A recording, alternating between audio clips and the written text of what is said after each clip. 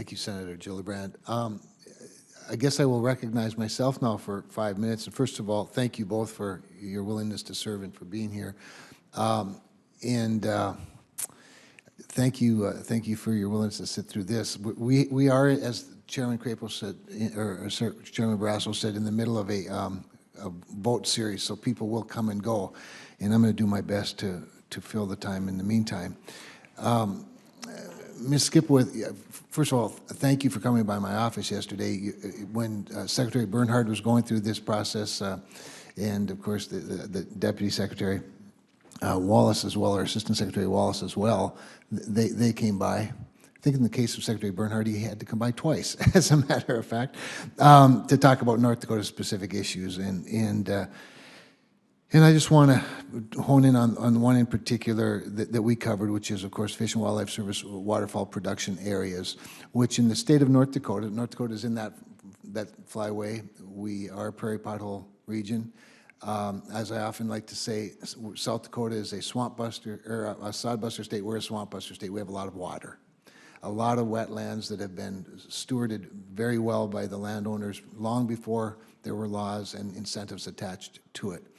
The waterfowl production areas have created a concern at home, a very serious concern, not the WPAs themselves, but rather the enforcement of them in recent years, and maybe even the last couple of decades, because it's become what was once a cooperative, collaborative community conservation program has become a contentious one, largely over what I call it pretty heavy-handed enforcement, a sense of government superiority over the private landowner, and I've heard it not from a few, not from several, not even from dozens, but hundreds of landowners that have expressed concerns about the enforcement of that important program, and the status quo is just not acceptable.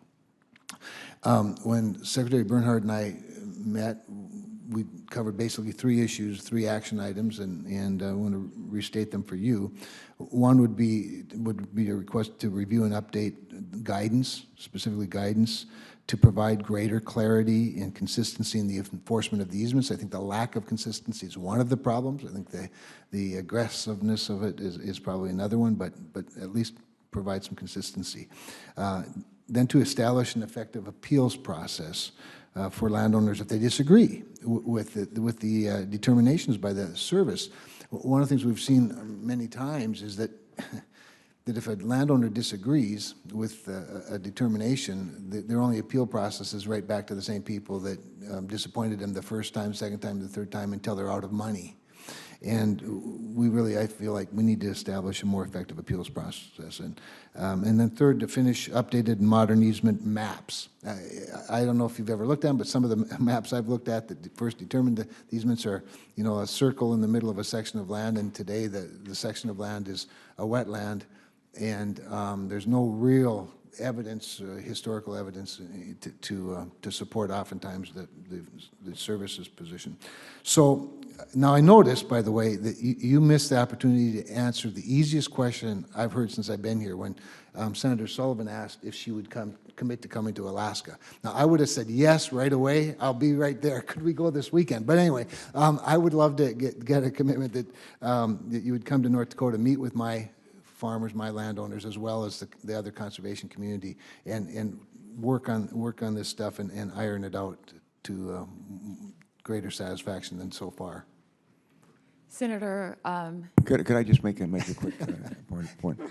There's a tradition in sort of a protocol that when folks are visiting, they're confirmed in visiting different states. They come by the order in which the states enter the Union when they ratify the Constitution. So I just want to mention that. Senator Sullivan prefers alphabetically, but anyway. But as for me, we're in the middle, so we'd appreciate that, and your commitment just work really hard on these issues, because it really is contentious, and I want cooperation, because I think conservation works better when everybody's working together. Is that fair? yes, that is very fair, and thank you very much for your time and very candid conversation. And I know the Fish and Wildlife Service is working very hard on the maps and looking into an appropriate appeals process to make sure that there is due process. And I commit to coming out to North Dakota, to On your looking way at to this. Alaska. and Alaska. And because one of the things I've learned too, as being in my current role, in which something that is a priority for me, if confirmed, is understanding what is going on in the field and on the ground. It makes a difference when talking to a lot of the stakeholders. And one of the things is that 60% of the land here in the U.S. is privately owned. And in order for the U.S. Fish and Wildlife Service to meet its mission, it's about collaboration with private landowners, with states, with state agencies and other federal agencies as well. So that is a huge priority for me. Thank you both, and I've adequately fulfilled my time, and the leadership has returned, so I'll go vote second. Thank you.